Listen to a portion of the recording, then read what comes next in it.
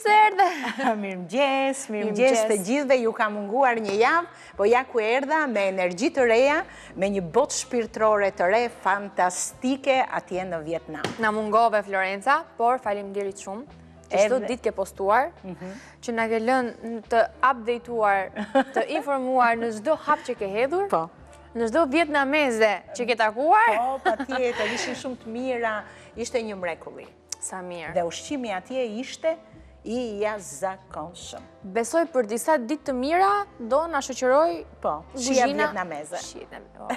Edhe kjo e sotmja, një tavë orizi me boronica. Po. Orizin atje e bënin me të gjithë, po nuk ka lidhje me orizin që shitet tuke ne. Produktet e sotme janë nga Vietnami? Boronicat po. I ke marrë nga atje?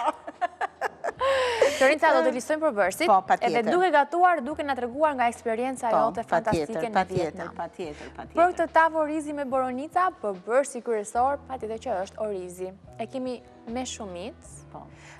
Regjia më ndihmo me gramaturat e sakta. Kemi 200 gram oriz, 300 gram boronica, një ves, 70 gram djath parmigiano, 250 ml ujë, 150 ml verë bardhë, 100 gram krem djathi, 50 gram gjalp, krip, piper dhe borzilok. Këtë kremi djathi nuk besoj të përdoret shumë në Vietnam. Ato kishin një lloj kremi tjetër, nuk e di se si quheshe, e kishin në të gjitha gatimet, kur hanim një sup me kungull, i hidhnin këtë kremin e djathit sipër. Nuk di si ta shpjegoj shijen, po ishte fantastike, e kemi ngrënë çdo ditë. Po ke ardhur dhe freskët shumë, dukesh nga 10 vite më e re më dukesh. Dgjoj, ato njerëzit atje nuk shëndosheshin, nuk hanin bukata, ato hanin gjëra nga më të ndryshme, nuk e di s'mbaj mend çfarë s'kemi ngrënë. Ushqime fantastike. Fantastike. Të xhelozoj në këtë pjesë. Kam ngrënë dragon fruit. Çdo ditë. Po kete këtu me Florenca, kete këtu. Jo, nuk besoj, edhe bananet ishin tjetër atje me bananet që shiten këtu, s'kan lidhje fare. Mirë, okej, do ham bananet e Vietnamit, nga që njësi. Atere, do fillojmë për të bërë këtë tavë orizi me boronica, shumë e thjeshtë, po të doni orizi mund të azjeni pak për para, unë nuk vendosa që të azjej për para, do të bëj direkt në furr. Të lutem Fabi merr dorezën dhe merre pak gjalpin se e kam vendosur gjalpin. Ky është një metodë vietnameze, pra në Vietnam gjalpi shkrihet në furr. Po. Njerëz shumë të respektueshëm, njerëz të mirë, të urtë, nuk di ç'të them. Faleminderit Zotit që më krijoi këtë mundësi. Faleminderit dhe ty që të solli Zoti shëndoshe mirë. Që na solli shëndoshe mirë. Tani, ku ta hedh gjalpin unë? Gjalpin do ta hedhësh tuke orizi, Fabi. Mos do na shkuq orizi. Jo, hidhe të gjithë pa frikë, Fabi, pa frikë. Të bëjmë një përzierje të orizit me yndyrë. Këtu kemi dhe majdanozin, a? Duhet pak borzilok për dekor, nuk është se do të hedhë brenda, do të lëmë në fund. Pra përzijem gjalpin me orizin. Tani do të hedhim vezën. Përsa vërtet e bëni në Vietnam të receta, po? Po, mirë, po. Po në mban me gënjeshtrat i neve. Jo. Shiko, orizi atje ishte në vend të bukës. Dhe kishin orizin të pa yndyrosur, do me thënë oriz të zjerë. Dhe pastaj, në enë të veçanta, kishte përbërës të lëngshëm të ndryshëm, si pas shijes së secilit të merrte orizin me përbërësit e tjerë të përzihen të ta konsumonte. Fantastike. Ishin shumë të përdorshme guackat, kërmillat, ato guackat me atë si të perlave që kishin atë mishin brënda. Midje.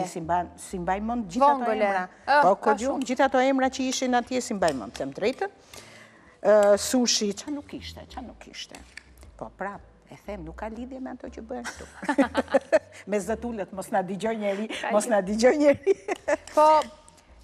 Po hedh verën. Hedh verën, sa të pyes. Nuk e di kam shumë për të pyetur, por mbase mund të jenë gjëra private, të prestezyra. Patjetër. Do hedh kremin e djathit.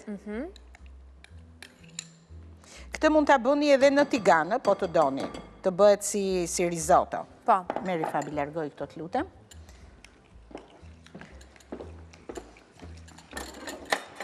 Do hedhim kripën. Piperin e kishim fantastik. Sa piper kam grënë se keni iden. Ua, Florenca. Piper Kam grën jashma çdo gjë, e kam grën me piper, madje edhe në mëngjes kur haja mëngjesin, do hidhja piper. Piper, po me një aromë fantastike, se keni iden.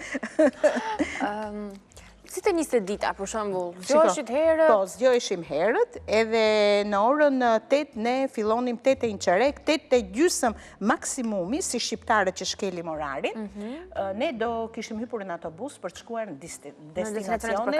Po, për kace e kemi përshkruar Vietnamin nga jugu në veri. Dhe 2 udhëtime brenda Vietnamit i kemi bërë me avion. Po, nga një qytet që ishim në jug, shkuam në qendër të Vietnamit me avion, që ishte 2 orë udhëtimi me avion, zbritëm atje në Ho Chi Minh, në Sangoj, po. I pas ke mësuar shumë mirë Po, emrat. dhe pastaj që andej morëm prap avionin dhe shkuam në veri, prap me avion. Dhe atje na pristin autobuset, na pristin anijet, na pristin ato varkat. Me trëndafila, a?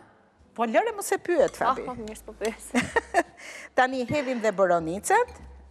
Do të lët disa për të bërë atë dekorin. Tash do më lije mua? Jo, për të bërë dekorin, sepse këto boronicat kam thënë, janë i qik të shtrenjta. Edhe i ruajnë për këshu. Kjo duhet për ngjyrën, gjysmën e djathit. Gjysmën e djathit do ta hedh këtu brenda dhe gjysmën tjetër do ta hedh në sipërfaqe kur ta derdh këtë në tavë, do hedhim dhe ujin tani. Ujin kam hedhur aq ujë sa i duhet orizit për t'u lidhur, Pra kjo nuk është një sultjash? Jo, qa sultjash i Fabi? Tani do ta hedh në tavë. Tavën e kemi lyer me vaj, por mund ta lyem dhe me gjalp, Po, dhe me gjalp. Po gjalp shtuam tek orizi, kështu që. Po. Tani ta hedhim këtu. Të ndihmoj unë? Si e lodhur shumë Vietnam? Jo. Mirë. Një eksperiencë, Fabi, dhe rrugës, me qënë se kishim kur shkuam në Dubai, kishim 4 orë. Tranzit, a? Tranzit, 4 orë kemi shëtitur në Dubai. Që të themoj, Fabi? Po pëse ma bën zilë ju me Florenca, se s'kam ku iki tani. S'kam ku iki. Dhe më gjëja që na ka emocionuar më shumë, ishin tunelet në Vietnam ku u bë lufta dhe pam se si njerëzit atje kishin luftuar dhe fitun betejën dhe jo me mjete të rënda dhe moderne, po thjesht me shpirt dhe me zemër fituan atë luftë. Nuk e di çfarë ju kishte shpikur mendja si të luftonin armikun e tyre. Dhe fituan. Fituan. E ke parë filmin Lufta e tuneleve? Shikoje. Shikoje. Eksperiencë fantastike. Njerëz të mirë, të urtë, edhe shumë të sjellshëm. Atëherë do t'i hedhim dhe djathin parmigiano, një tavë fantastike, ja kështu sipër. Ku e provove ti këtë? Po ku mbaj mend sa kemi ngrënë në sa restorante. E di se jam pak dyshuese si i gjete për bërë si ti që ishte bërë tava.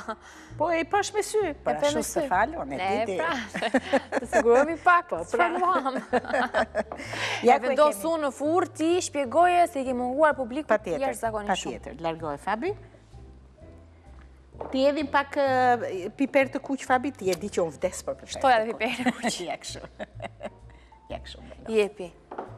Në rregull. Ta pastroj dhe këtë pak se së shikoj do të ashtu. Po, e pastroj unë?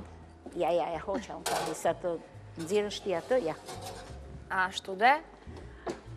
Atëhere, për të bërë këtë tavë me oriz dhe me boronica, nuk na duen shumë përbërës, thjesht një përzierje të gjithë produkteve që janë në recet dhe do përfitojmë tavën që Fabi futi në furrë. Kemi orizin, ju po të doni zjeni pak, unë nuk e zjeva dhe mendoj që dhe ju ta bëni kështu si unë.